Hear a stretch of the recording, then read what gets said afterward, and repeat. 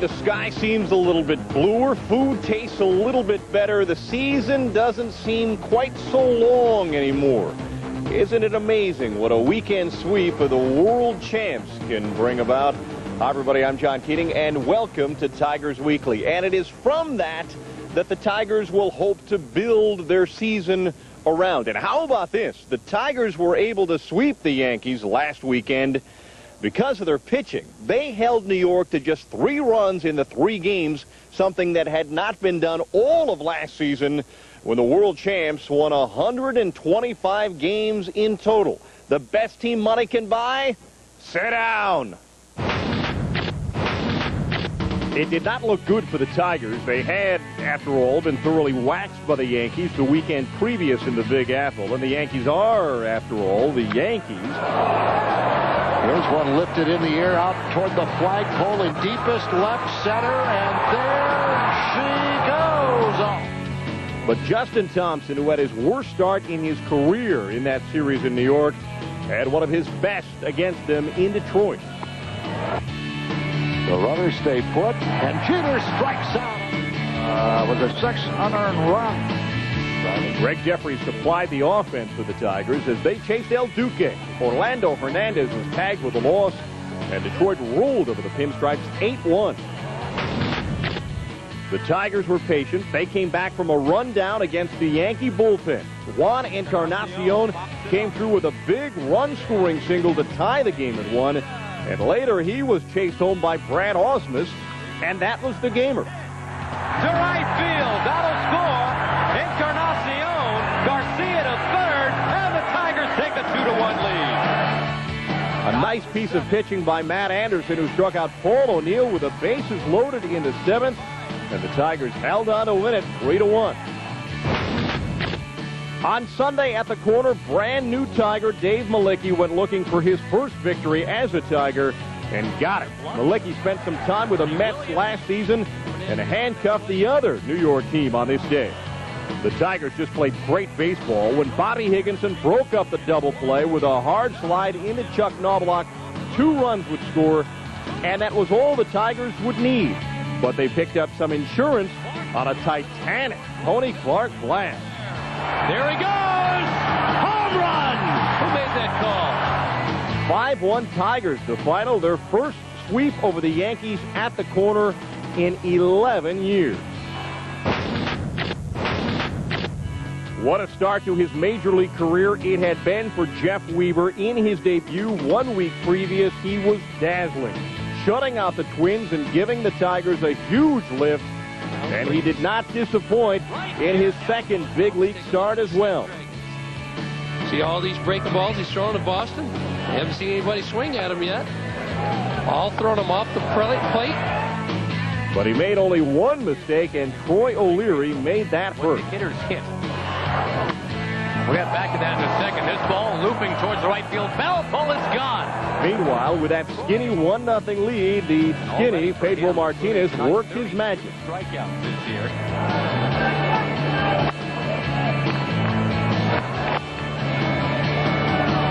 Martinez struck out 10 Tigers. He got Tony Clark 4 times, and the Red Sox, who had lost 5 of 7, out-dueled Detroit 1-0.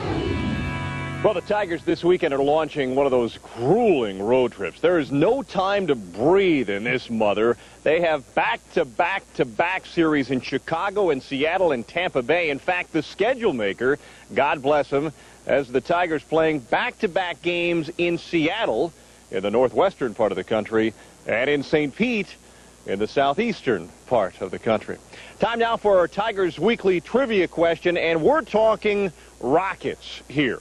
Only 2 players, both Tigers, have cleared the Tiger Stadium roof twice in 1 month. Norm Cash did it back in July of '62. Was the other Kirk Gibson, Jason Thompson, or Mickey Tettleton? Not so fast. The answer later in the show. And there is more to look forward to than just that still to come. The aforementioned Gibson will sit down with some of his teammates from the Tigers' last championship season and talk of their amazing start that spring. Let's talk about the '84 season. What do you guys remember about the 35-5 start? Well, I want to start with that one. I was just thinking about this. Remember the first day of the season we were in Boston? We scored 9 runs in the first inning. That was the start of the 1984 season. 9 runs in the first inning, and that's not a bad start. Ernie Harwell will glance back on one of the unheralded 68 champs, the fiery Dick McAuliffe. The 1968 season epitomized his career. His stats weren't great in that best season of his, but he was steady.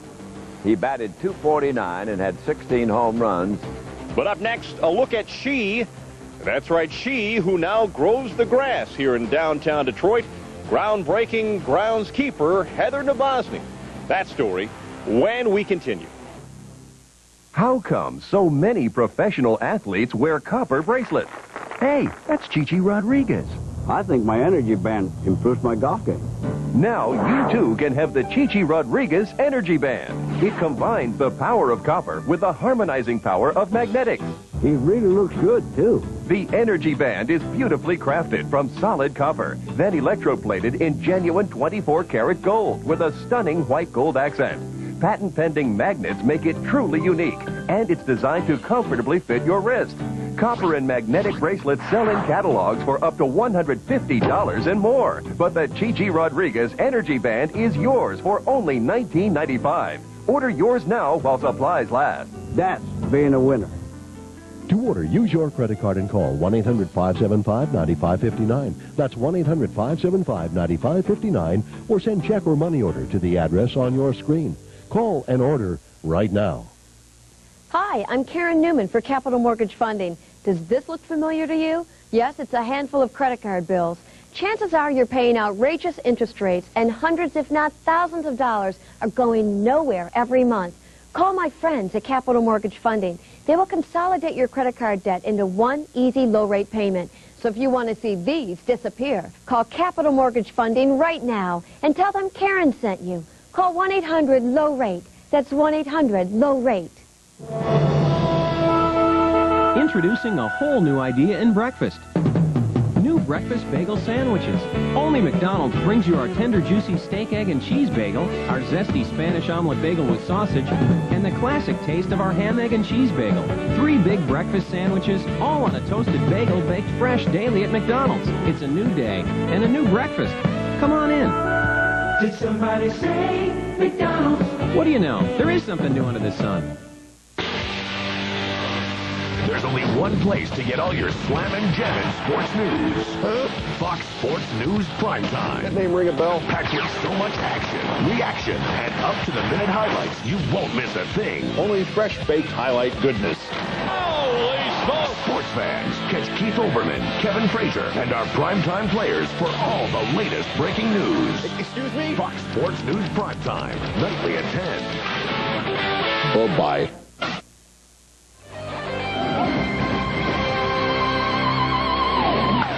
Welcome back to the show. She may be the Rookie of the Year. Let's be kind here. Tiger Stadium has not boasted of the best field on which to play baseball in some time. And so the new groundskeeper would face a series of daunting tasks. A, to upgrade the quality of the turf here at Tiger Stadium. B, to oversee the upgrade to the new glorious field over at Comerica Park. And go ahead and throw C into the mix, because Heather Nabozny is a woman in a decidedly male-run business. Shireen Sasky has more. When they called, when they wanted to talk to me about the position, was when I was totally shocked. It just blew me away. I didn't know they were looking for a head groundskeeper, and the fact that they called me, that was, even if I didn't get the job, that was a thrill in itself. Heather Nabozny is one of the newest members of the Detroit Tigers. The Milford native is believed to be the first female head groundskeeper in Major League Baseball. And at age 28, she is also tied for the youngest. That's impressive to be at this level at that age. Do you realize what an accomplishment that is? Yeah, I'm thrilled. I think it's great because, you know, some people wait a long, long time to get to where they want to be. And for me to get to where I want to be at this age is fantastic. A couple weeks into the season now, you've got your feet wet with the Major League Ball Club. What's it been like so far? Feet wet is kind of what it's been. This past homestand was pretty rough. I mean, a 5.5-hour game Saturday. The opening day went well, I thought. For the most part, it's went well. The weather's kind of been throwing a wrench in the gear. Over the past 3 months, Heather and her staff have been busy at work making numerous changes throughout Tiger Stadium, the most dramatic being the renovation of an old, unforgiving infield into a brilliant gem. We're real happy with the way the skin part of the infield's turned out. Heather did a lot of work during the winter and made some adjustments, and we're real pleased with what she's done. The skinned area, the dirt part is new. We removed a little bit of the material, put in some other material that was bound together a little bit better than the stuff that was there before. After earning a sports turf management degree at Michigan State, Nabozny gained valuable experience as a groundskeeper with the Blue Jays spring training camp, then as a head groundskeeper for the West Michigan Whitecaps. You know, we came in last week and we could tell a big difference in the texture of the dirt and the softness of it, and she waters it a lot, and the topping of it is very soft. It makes you feel a little bit more secure while you're out there. I mean, as big and strong as these guys are, they're hitting some hot shots at you. And anytime you have a smoother infield where you have a better chance to read some of the hops and not be too afraid about a ball jumping up and catching you, you're going to feel more comfortable and you know, hence, and hopefully make more plays. There's a lot of times over the last couple of years where the ball's, you know, hitting the grass and slowed down, and then once it hits the dirt, it picks up speed, which is kind of tough to do from a physics standpoint, but it's happened here. The infield renovation also includes significant improvements to the pitching mound. The biggest thing we've noticed is in our bullpen mounds. She's done a great job in reconstructing the bullpen mounds and getting them very similar to the one in the field. And sometimes we had a problem with that over the last couple of years where the mounds down here are a little too flat, and then you get out and during the game it's a little too high, and it just takes a few pitches to adjust to. So it's kind of like having a new car. It's kind of like that tight feel, you know, when you get behind the wheel of a new car and everything feels real tight, and you have a clay mound that kind of has that same feeling. I don't ever expect a lot of those comments, but they've been pretty complimentary. The changes will also help the Tigers offensively. So I think she's done a really good job of keeping all the dirt compact, and now when you tear your spikes into it, it doesn't tear up the dirt. It just kind of goes right off the surface. For a base steal, I think this is the perfect surface right now because, like I said, your feet don't come from underneath you when you push off. Where do you go from here? You've made it to the big leagues. You're 28 years old. This is it, you know. I'm happy here. This is just cream of the crop, you know. Well, early indications from the guys early this 1999 season is that they're very happy with the progress made here at Tiger Stadium, the last summer that baseball will be played on this storied piece of real estate. Still to come on the show, it's a reunion of World Series heroes. Kirk Gibson gathers up some teammates from that magical summer of '84, and they revisit how that season got started. That story when Tigers Weekly continues from the corner in a moment. Mail waiting. Dear Pete, I'd like to thank you for your understanding the other day. I really appreciate you sticking up for me. Come on, what are you swinging at? Yell like you can hit it. It took real courage, especially since that kid was like in the 9th grade. So again, thanks for your support. Sincerely, Bobby Higginson. P.S. I hope the 8th inning homer helped. Be there. Tigers versus Angels, May 4th, 5th, and 6th. Call 248-25-TIGER.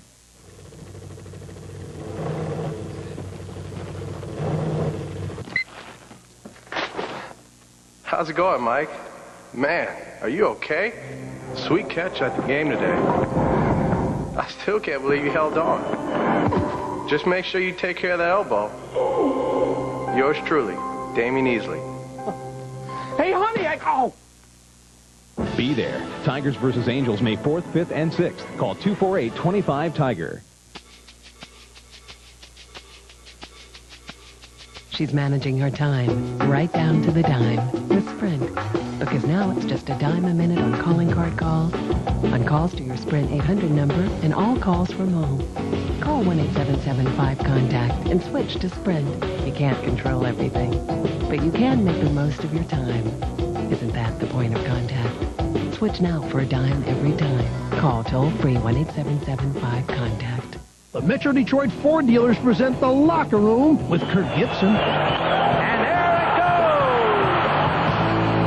goes! And Gary Danielson. Backwards to the ball, fakes, stops back to throw, fires it in the end zone, touchdown, Freddie Scott! Along with me, Eli Zarin, featuring the Ford Sports Classic, the Michigan sports moments so uniquely ours and the Metro Detroit Ford Dealers Question of the Week. The hot topics we debate along with you. Midnight Sunday and more on Fox Sports Detroit. Attention golf fans. The PGA Tour is on Fox Sports Net. Live. Thursday and Friday coverage of the big boys on the big tour, where every round counts. The Shell Houston Open. Thursday and Friday at 4 on Fox Sports Net Detroit.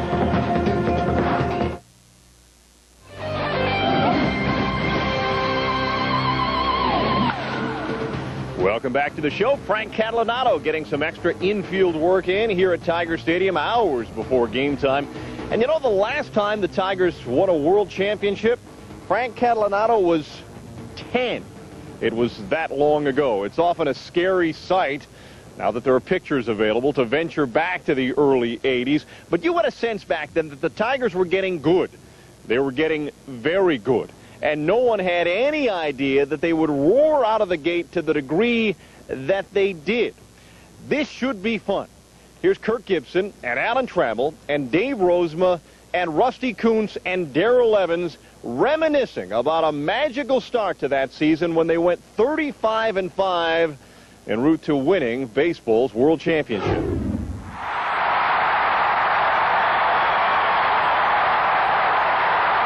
Well, I'm joined here by some former teammates and sometimes friends of mine. There's Alan Trammell and Dave Rozema, Darrell Evans and Rusty Kuntz. We were all teammates in 1984. And Trem, I want to throw a couple things out to you guys. What do you guys remember about the 35-5 start? Well, I want to start with that one. I was just thinking about this. Remember the first day of the season we were in Boston? We scored 9 runs in the first inning. That was the start of the 1984 season. 9 runs in the first inning, and that's not a bad start. And I remember Lance hitting into making all 3 outs in that game. He got an out, and he hit into a double play to end the inning. We got 9 runs that, and we got off to that great start. And what it did is it gave us the confidence, and it just continued on throughout the season. As far as the pitching staff's concerned, I just think go out there, bust your tail as hard as you can. Any given time, this team is going to score runs. We're going to score runs. Got the best defense in baseball. Make him hit the ball. That was my job. Make him hit the ball. And I think Wilcox, Morris, Petrie had the same ideas as me. Stay healthy. Be competitive. Because this team behind you is the best in baseball. Let's do it. Let's have a good time. Let's have fun. Let's have a good time. Yeah, I think the start was, I think it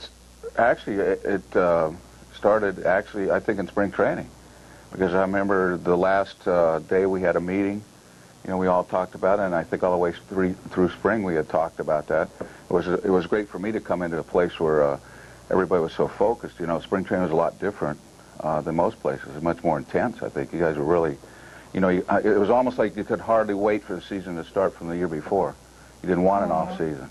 And then, that meeting just before we left spring training when a couple guys got up and said some things about Baltimore, I think kind of solidified that. Right. And we jumped, the first day in Minnesota.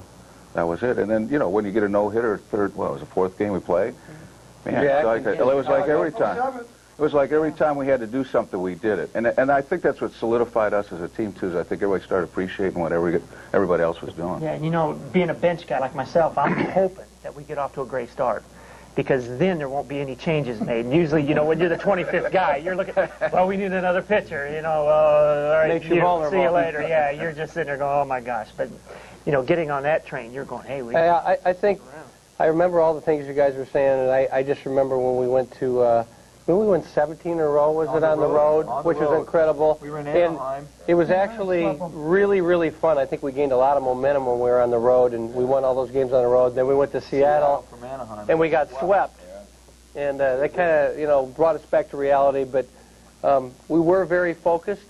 We came together, and we were a very determined young bunch of guys. And I remember when Darrell came over that we used to call him Team Dad, because you were the missing part as far as helping us make that next little baby step that we needed. We were so close, but, we policed ourselves very well. Darrell was never afraid to speak up, and, I used to have to confront Jack a little bit, but Darrell kind of helped us out with that. And I mean, let's face it, Jack and I were different personalities, and we needed to be confronted on certain issues. And, I remember we were down here in spring training when Jack used to take off pig hunting and fishing and stuff, and, he kind of rubbed it in our face that one day, and, you know, Darrell said something, and I ended up saying something. But, you know, all those things led up to the momentum to us, you know, going on to our way and going on to get in the World Series. I think a lot of times, too, and I think from my experience, one of the things I found out was that when you do good, most of the time you don't get a pat on the back.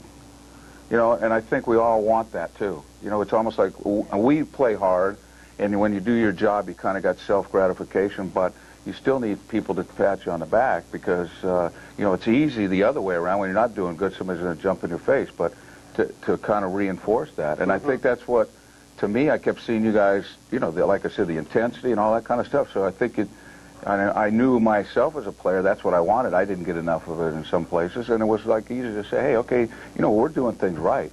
It doesn't we can't have to be perfect, but we're doing things really good. Moving in the right direction. All right, guys, well, that's just part one of a series. We'll have much more of that roundtable discussion between Detroit's 84 world champs as Tigers Weekly rolls along throughout this baseball season. The Tigers, as you remember, won the American League East that year, and they beat Kansas City in 3 straight in the League Championship Series to advance to the World Series, where they handled the Padres in 5 games. Ernie Harwell remembers that well. He remembers everything well. He also remembers a member of the '68 World Championship team, a second baseman named Dick McAuliffe. And Ernie will reminisce about Detroit's first Big Mac when we continue in a moment. Hey, Keith, it's me, Tony Clark. Listen, I really appreciate you coming out to the game today. Say, have you noticed the back window of your truck? My fault, man, but the ball was just hanging there and the park just couldn't hold it. You know, but look on the bright side. At least you got a souvenir. Be there. Tigers versus Angels, May 4th, 5th, and 6th. Call 248-25-TIGER. Mail, waiting. Dear Pete, I'd like to thank you for your understanding the other day. I really appreciate you sticking up for me. Come on, what are you swinging at? Yeah, like you can hit it. It took real courage, especially since that kid was like in the 9th grade. So again, thanks for your support. Sincerely, Bobby Higginson. P.S. I hope the 8th inning homer helped. Be there. Tigers versus Angels, May 4th, 5th, and 6th. Snapper walk-behind mulching mowers. Get the quality you expect for a price you wouldn't. Check out Snapper's new 5-horsepower push mower for under $300. Or be kind to your lawn and yourself with our self-propelled 6-horsepower mower for under $400. These durable mowers have powerful engines and 21-inch mowing decks. Hurry to your local Snapper dealer now to get the best for less. Snapper. Anything less just won't cut it. At these participating dealers, Boyer & Sons Macomb, Remsen Equipment in Clinton Township, and Hellebuck in Shelby Township. Just get it? Yeah. You do this one thing, it speed dials you. Or you hit star something. That's like a airmail pager. You have no idea how to use that thing, do you? What? AirTouch promise number 1. We'll call you after you sign up to make sure you're familiar with your service. Sign up with AirTouch and get a free digital phone, along with 200 free minutes a month and free AirTouch long distance until September 1999. AirTouch. Now you can. Your screen. This is Fox Sports Net, Detroit.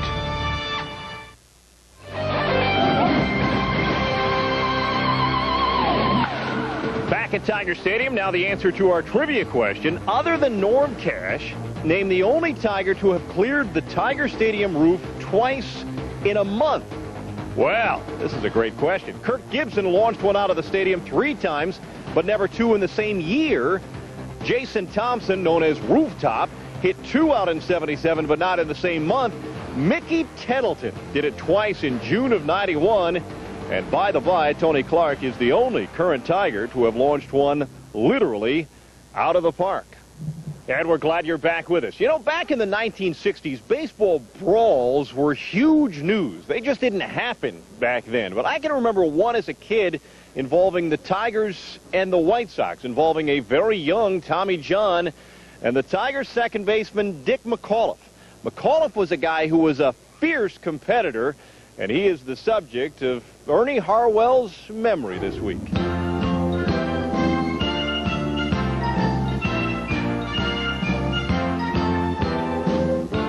Thanks, John. Dick McAuliffe, the Tiger infielder of the 1960s, was a blue-collar kind of a player in a blue-collar town. The 1968 season epitomized his career. His stats weren't great in that best season of his, but he was steady. He batted .249 and had 16 home runs with his patented wide-open stance, and he managed to lead the league in runs scored with 95. And when he was suspended for 5 days in midseason, the Tigers went into a spin. They recovered and went on to win the pennant, but for those 5 days, they sure missed Dick McAuliffe. The Tigers were playing the White Sox that night at Tiger Stadium, August 22nd. Dick charged the mound after Tommy John had fired 3 pitches over his head. They fought, and John injured his shoulder. American League President Joe Cronin fined Dick $500 and suspended him for 5 days. While he was out, the Detroiters won only 1 game, lost 5, and their 7.5-game lead dropped to 5. Mack had been a shortstop most of his career, but he made a switch to second base during 1967 when Ray Orler took over shortstop. Dick was the American League shortstop in the All-Star game of 1965 and 67. It was Tiger manager Mayo Smith who switched him to second, and he adjusted there very easily. It even seemed to be a better position for him.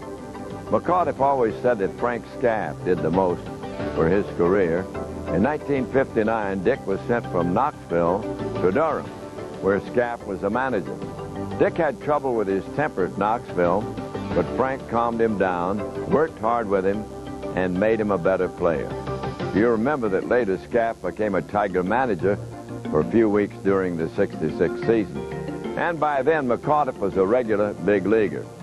Dick's proudest moment in his career came in the 1965 All-Star game at Minnesota. He had a home run to deep center field off Jim Maloney of the Cincinnati Reds. But most of the time, McAuliffe was just a steady, plodding type of player. In 16 seasons, he hit .247 with 197 homers and 697 RBIs. He was a popular, gutsy little guy who played hard and loved to win. That's it for now. See you next time.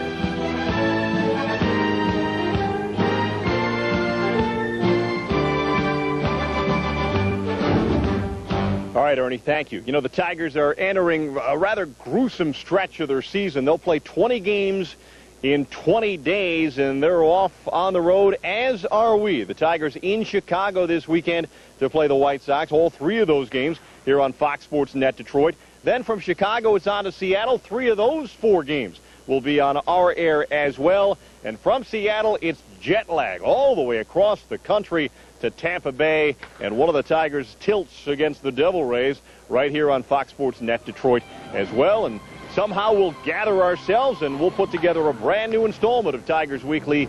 It will premiere next Saturday morning at 11 o'clock. Until then, I'm John Keating here at the corner. Thanks for watching. We'll see you next week. And the Tigers have won their first pennant since 1945. And we're in the Tiger clubhouse right now. There was another Tiger victory dig just like all year long, coming from behind, rallying. I think that was the greatest thing in the world, winning a game like that. We've been doing it all year long.